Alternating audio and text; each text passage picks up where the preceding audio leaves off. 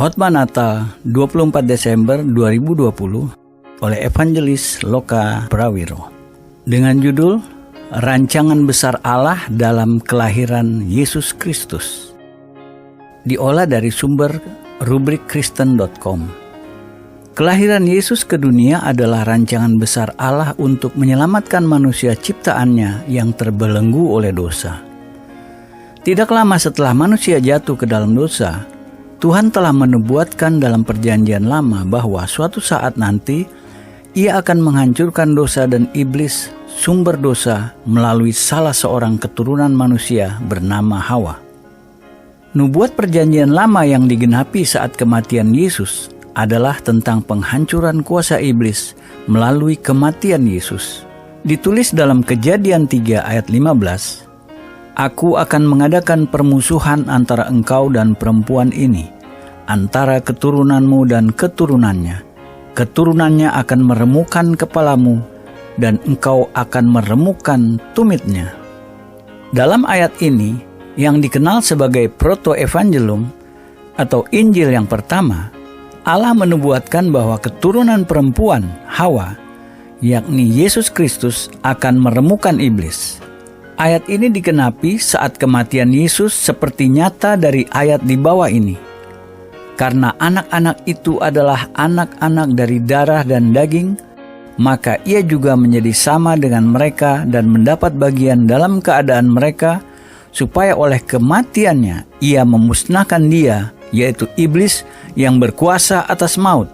Ibrani 2 ayat 14. Tentu iblis belum sepenuhnya hancur sejak kematian Yesus.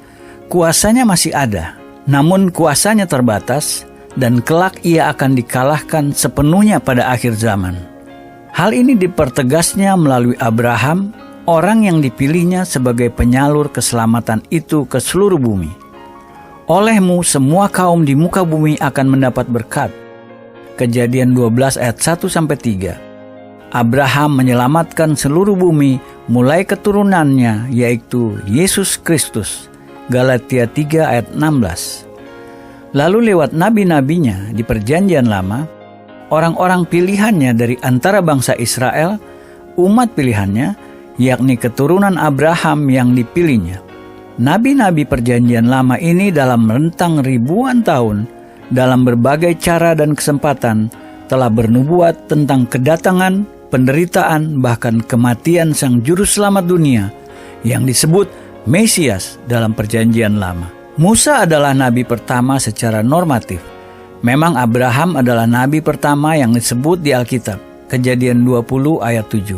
Tetapi Abraham bukanlah nabi dalam pengertian umum.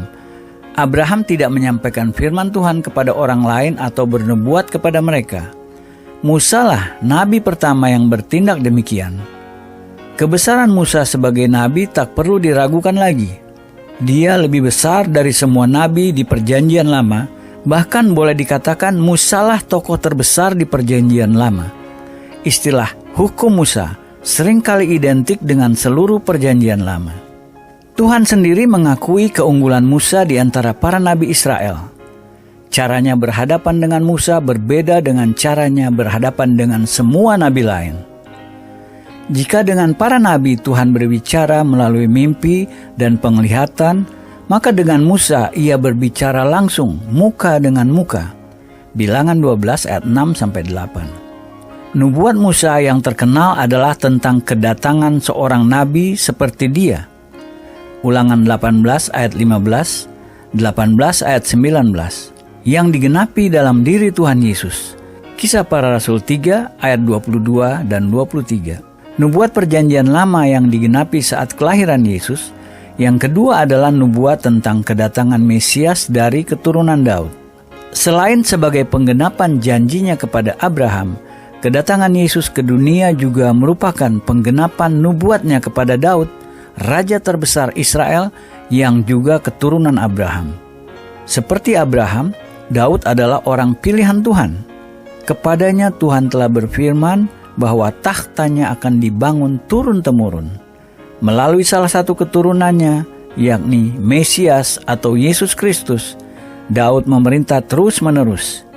Ia menumbuhkan sebuah tanduk keselamatan bagi kita di dalam keturunan Daud, hamba-Mu itu, seperti yang telah difirmankannya sejak purbakala oleh mulut nabi-nabinya yang kudus. Lukas 1 ayat 68-72. Pemerintahan Daud tidak akan berakhir. Engkau telah berkata, telah kuikat perjanjian dengan orang pilihanku. Aku telah bersumpah kepada Daud, hambaku, untuk selama-lamanya aku hendak menegakkan anak cucumu dan membangun takhtamu turun-temurun. Mazmur 89 ayat 4-5. Mesias adalah salah satu gelar Tuhan Yesus ketika ia hidup dan melayani di dunia. Namun Alkitab lebih banyak mencatat gelar-gelar Yesus lainnya, seperti anak manusia atau anak Allah. Mesias dalam bahasa Ibrani, Masyiach, artinya adalah yang diurapi. Mazmur 2 ayat 2. Meski Mesias adalah keturunan Daud, sebenarnya ia juga bersifat ilahi. Mesias memang datang ke dunia dalam wujud manusia, namun pada dasarnya Mesias itu seorang yang ilahi. Artinya, ia adalah Tuhan yang datang ke bumi dalam wujud manusia. Jadi ia bukanlah manusia biasa. Nabi Mika berkata bahwa permulaan Mesias sudah sejak zaman purbakala. Mika 5 ayat 1. Hal ini dapat diartikan bahwa Mesias itu pada dasarnya sudah ada sejak kekekalan. Dengan kata lain, Mesias itu tidak berawal sebagaimana halnya dengan Allah. Dan istilah anak Allah menjadi identik dengan Mesias. Matius 16 ayat 16. Sebab anak yang di dalam kandungannya adalah dari Roh Kudus. Hal itu terjadi supaya genaplah yang difirmankan Tuhan oleh Nabi. Sesungguhnya, anak darah itu akan mengandung dan melahirkan seorang anak laki-laki, menamakan dia Immanuel, yang berarti Allah menyertai kita. Matius 1 ayat 20-23. Ada banyak nubuat tentang Yesus di Perjanjian Lama, yakni kedatangannya ke dunia sebagai manusia, kelahirannya, penderitaannya, kenaikannya, bahkan kedatangannya kedua kalinya. Hari ini kita merayakan kelahiran Yesus, namun bagi orang percaya lebih penting lagi kedatangannya kedua kali. Daniel bernubuat tentang kedatangan Yesus pada akhir zaman. Aku terus melihat dalam penglihatan malam itu, tampak datang dengan awan-awan dari langit seorang seperti anak manusia. Datanglah ia kepada yang lanjut usianya itu, dan ia dibawa ke hadapannya. Lalu diberikan kepadanya kekuasaan dan kemuliaan dan kekuasaan sebagai raja. Maka orang-orang dari segala bangsa, suku bangsa dan bahasa mengabdi kepadanya. Kekuasaannya ialah kekuasaan yang kekal, yang tidak akan lenyap, dan kerajaannya ialah yang tidak akan musnah. Daniel 7 ayat 13 dan 14. Anak manusia yang dimaksud Nabi Daniel dalam ayat di atas adalah Tuhan Yesus, sementara yang lanjut usianya adalah Allah Bapa. Jadi Allah Bapa memberikan pemerintahan kepada putranya, Yesus Kristus. Inilah yang disebut dengan kerajaan 1000 tahun. Kerajaan 1000 tahun atau kerajaan milenium adalah masa pemerintahan Tuhan Yesus bersama umatnya di bumi yang terjadi selama 1000 tahun secara harfiah. Istilah kerajaan 1000 tahun memang hanya disebut dalam kitab Wahyu pasal 20. Tetapi jelas konsep ini didukung oleh bagian-bagian lain di Alkitab dengan istilah-istilah yang berbeda. Kerajaan 1000 tahun adalah masa keemasan pemerintahan Mesias di masa depan. Masa pemerintahan yang adil dan damai. Yesaya 9 ayat 6-7, Yeremia 23 ayat 5-6. Menurut 1 Korintus 15 ayat 24 dan 25, setelah segala sesuatu ditaklukkan di bawah kaki Kristus, ia akan menaklukkan dirinya sendiri kepada Bapanya. Artinya, dia menyerahkan kerajaannya itu kembali kepada Bapa, sekalipun kerajaan 1000 tahun juga adalah kerajaan Allah Bapa. Yesus Kristus Tuhan kita sekarang sudah dimuliakan dan duduk di sebelah kanan Bapa di surga dan akan datang kedua kalinya untuk memimpin kerajaan 1000 tahun. Selamat Natal. Renungan ibadah 31 Desember 2020 menyambut tahun baru 2021 oleh Evangelis Loka Prawiro dengan tema Fondasi Iman Kristen. Dalam banyak bagian, Alkitab membandingkan kehidupan orang percaya dengan konstruksi sebuah bangunan. Contohnya, surat Yudas berkata, "Bangunlah dirimu sendiri di atas dasar imanmu yang paling suci." Yudas 1 ayat 20. Rasul Paulus juga menggunakan gambaran yang sama dalam banyak bagian. Kamu adalah bangunan Allah. Aku sebagai seorang ahli bangunan yang cakap telah meletakkan dasar. 1 Korintus 3 ayat 9-10. Di dalam Dia, kamu juga turut dibangunkan menjadi tempat kediaman Allah. Efesus 2 ayat 22. Aku menyerahkan kamu kepada firman kasih karunia-Nya yang berkuasa membangun kamu. Kisah Para Rasul 20 ayat 32. Dalam semua nas ini, kehidupan orang percaya dibandingkan dengan konstruksi sebuah bangunan. Dalam praktik real atau non-spiritualnya, ciri paling penting dari struktur bangunan adalah fondasinya. Fondasi dirancang berdasarkan berat dan tinggi bangunan yang akan dibangun di atasnya. Fondasi yang lemah hanya bisa menopang bangunan kecil. Fondasi yang kuat bisa menopang bangunan besar. Ada hubungan langsung antara fondasi dan bangunan. Begitu pula dalam hal spiritual, hal yang sama berlaku. Dalam kehidupan banyak orang Kristen, mereka mulai dengan memaksakan bangunan besar kekristenan yang bagus dalam hidup mereka. Namun tidak lama kemudian, bangunan besar bagus mereka tenggelam, mengendur, keluar dari kebenaran. Kadang-kadang runtuh sama sekali dan tidak meninggalkan apa-apa. Hanya tumpukan rongsokan janji-janji, doa-doa dan etikat-etikat baik yang tidak terpenuhi atau tergenapi. Di bawah masa reruntuhan itu terletak alasan kegagalan. Fondasinya terkubur. Tidak diletakkan dengan benar. Tidak bisa menopang bangunan bagus yang direncanakan. Kalau begitu, apa fondasi Allah untuk kehidupan Kristen?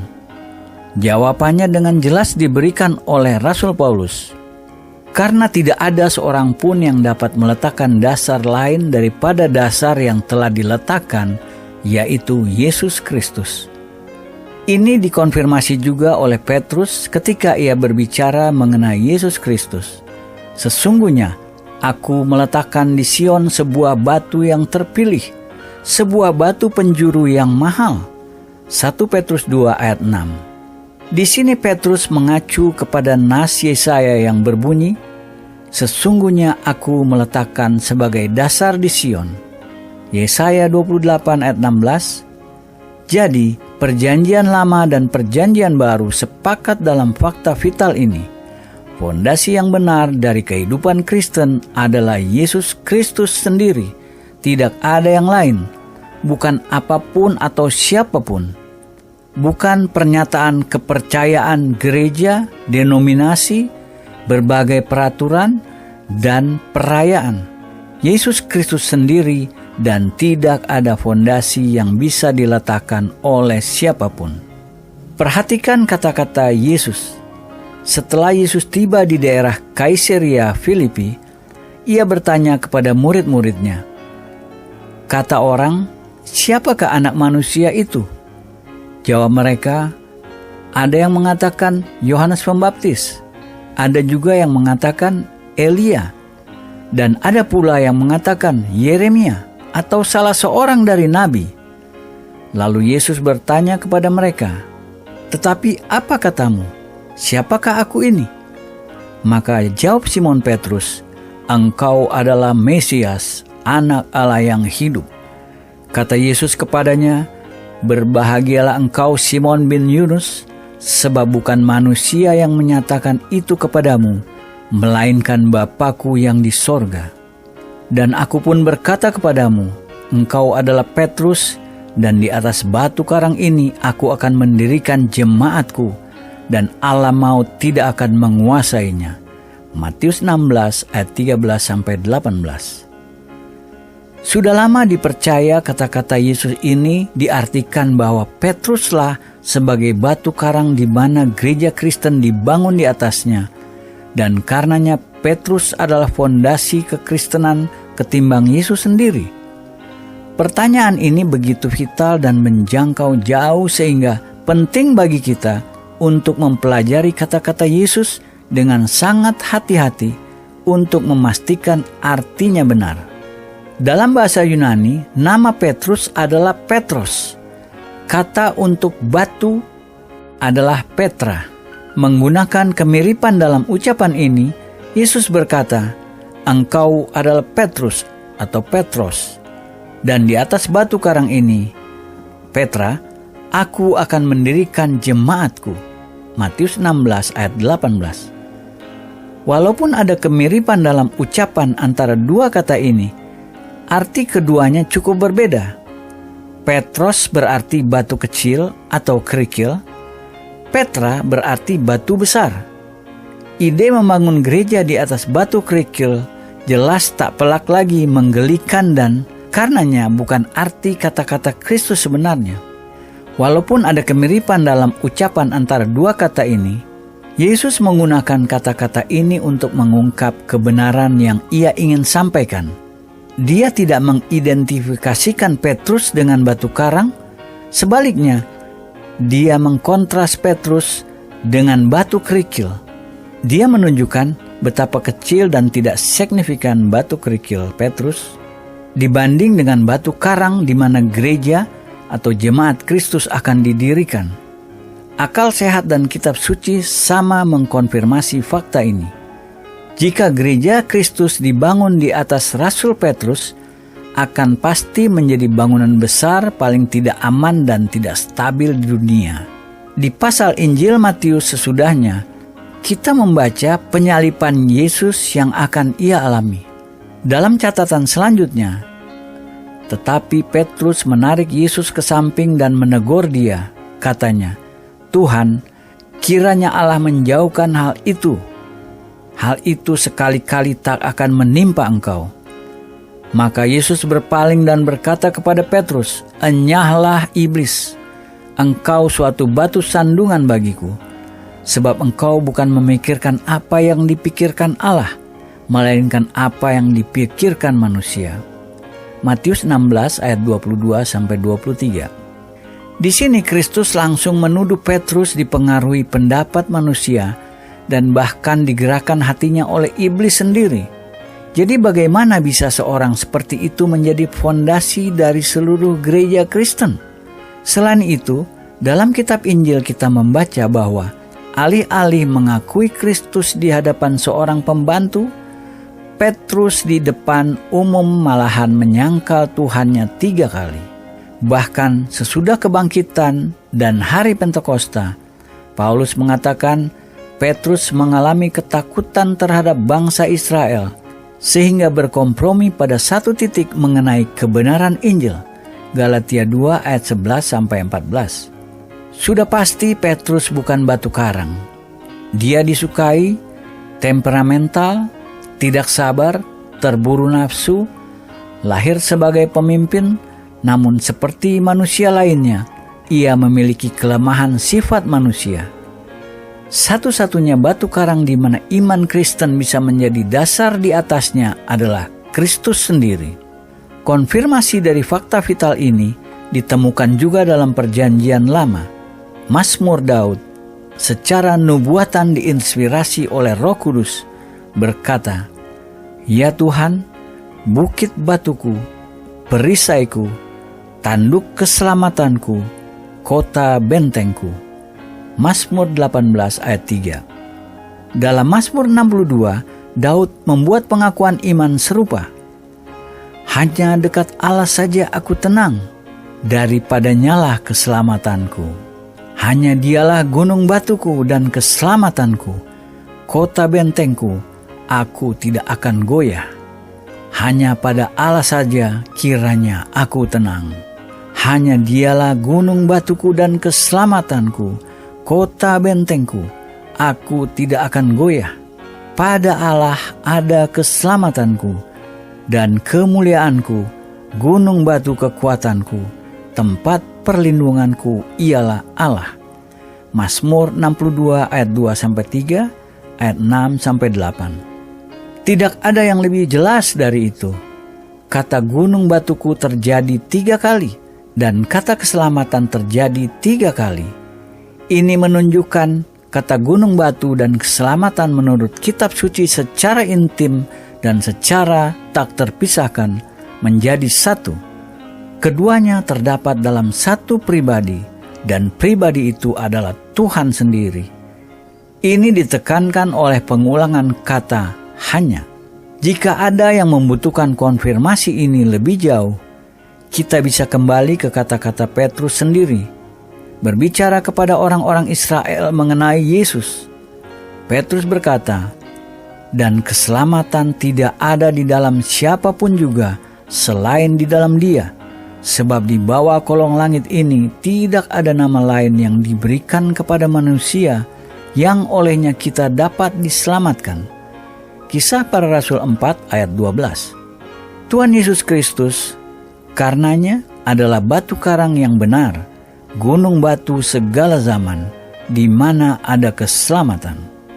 Orang yang membangun di atas fondasi ini bisa berkata seperti Daud, "Hanya Dialah gunung batuku dan keselamatanku, kota bentengku, aku tidak akan goyah." Mazmur 62 ayat 3. Lalu bagaimana seorang membangun di atas batu karang yang adalah Kristus? Mari kita kembali lagi ke momen dramatis ketika Kristus dan Petrus berhadapan muka dengan muka, dan Petrus berkata, "Engkau adalah Mesias, anak Allah yang hidup." Matius 16 ayat 16. Kita sudah melihat Kristus adalah batu karang, namun bukan Kristus dalam isolasi atau abstraksi. Petrus memiliki pengalaman pribadi. Ada 4 tahap dalam pengalaman ini. Pertama, konfrontasi pribadi Petrus langsung dengan Kristus. Kristus dan Petrus berdiri muka dengan muka. Tidak ada perantara di antara mereka. Tidak ada manusia lain memainkan peran sama sekali dalam pengalaman Petrus. Kedua, pewahyuan atau pengungkapan pribadi langsung diberikan kepada Petrus. Yesus berkata kepada Petrus, "Sebab bukan manusia yang menyatakan itu kepadamu, melainkan Bapa-Ku yang di sorga." Matius 16 ayat 17. Ini bukan hasil dari pemikiran alamiah atau pengertian intelektual, melainkan hasil dari pewahyuan spiritual langsung kepada Petrus oleh Bapa sendiri. Ketiga, pengakuan pribadi Petrus akan kebenaran yang sudah diwahyukan atau diungkapkan kepadanya. Keempat, pengakuan umum dan terbuka Petrus yang ia akui. Dalam 4 tahap ini kita melihat apa artinya membangun di atas batu karang. Tidak ada yang abstrak, intelektual, atau teoritis mengenainya. Setiap tahap melibatkan suatu pengalaman pribadi. Tahap pertama adalah konfrontasi pribadi langsung dengan Kristus. Tahap kedua, pewahyuan spiritual langsung Kristus. Tahap ketiga adalah pengakuan pribadi Petrus. Tahap keempat adalah pengakuan pribadi dan terbuka Petrus. Melalui 4 pengalaman ini, Kristus menjadi batu karang atau gunung batu keselamatan bagi setiap orang percaya di mana imannya dibangun. Pertanyaannya, apakah orang bisa mengenal Kristus hari ini langsung secara pribadi seperti Petrus mengenal Dia? Jawabannya bisa, dengan 2 alasan berikut. Pertama, bukan Kristus dalam kodrat murni manusianya yang diwahyukan kepada Petrus. Petrus sudah mengenal Yesus dari Nazaret sebagai anak tukang kayu. Pribadi yang diwahyukan kepada Petrus adalah ilahi, kekal, anak Allah yang tidak berubah. Ini Kristus yang sama yang sekarang hidup dimuliakan di surga di sebelah kanan Bapa. Dalam waktu 2000 tahun tidak ada perubahan pada dia. Dia tetap Yesus Kristus yang sama kemarin, hari ini, dan selamanya. Seperti dia diwahyukan kepada Petrus, dia masih bisa diwahyukan hari ini kepada kita yang tulus mencari dia. Kedua, pewahyuan tidak datang melalui darah dan daging, melalui cara fisikal atau panca indera.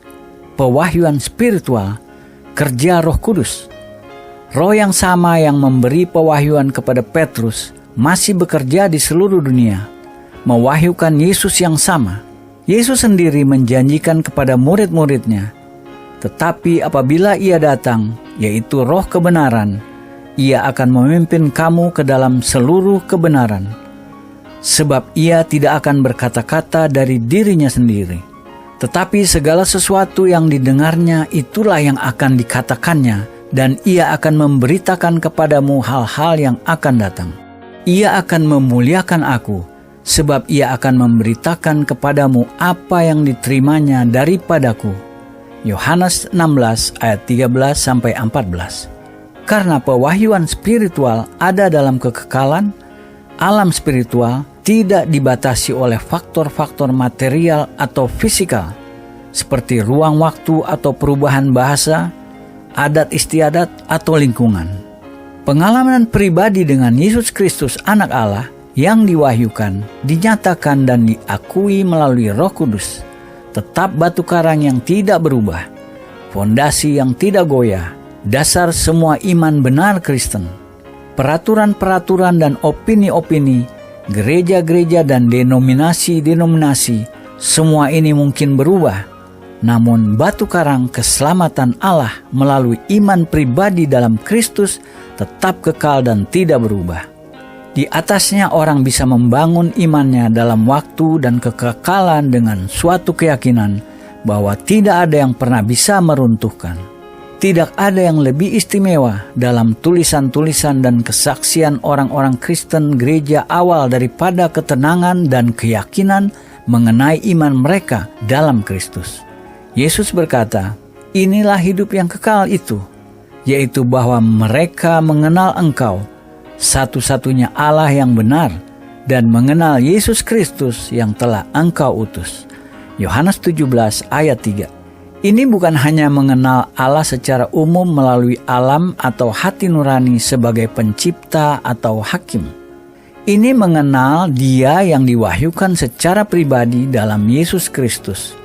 Bukan mengenal tentang Yesus Kristus hanya sebagai figur sejarah atau guru besar, melainkan mengenal Kristus sendiri secara langsung dan secara pribadi dan Allah dalam Dia. Rasul Yohanes menulis, semuanya itu kutuliskan kepada kamu, supaya kamu yang percaya kepada nama Anak Allah tahu bahwa kamu memiliki hidup yang kekal. 1 Yohanes 5 ayat 13. Orang-orang Kristen gereja awal bukan hanya percaya, namun mereka juga tahu. Mereka memiliki pengalaman iman yang menghasilkan pengetahuan yang pasti dari apa yang mereka percaya.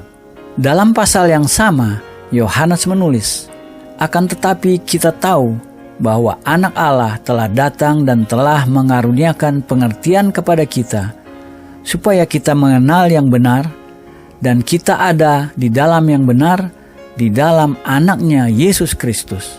1 Yohanes 5 ayat 20. Perhatikan kerendahan hati dan keyakinan kata-kata mereka. Dasar mereka adalah pengenalan pribadi, dan pribadi itu adalah Yesus Kristus sendiri. Paulus memberi kesaksian pribadi sama ketika ia berkata, aku tahu kepada siapa aku percaya, dan aku yakin bahwa Dia berkuasa memeliharakan apa yang telah dipercayakannya kepadaku hingga pada hari Tuhan. 2 Timotius 2 ayat 12. Perhatikan bahwa Paulus tidak berkata, aku tahu apa yang aku percayai. Dia berkata, aku tahu kepada siapa aku percaya. Imannya tidak dibangun di atas peraturan atau gereja, melainkan di atas pribadi yang ia kenal melalui pengenalan langsung Yesus Kristus. Akibat hasil dari pengenalan pribadi dengan Kristus ini, ia memiliki keyakinan yang tenang mengenai kesejahteraan jiwanya. yang tidak bisa diruntuhkan dalam waktu dan kekekalan.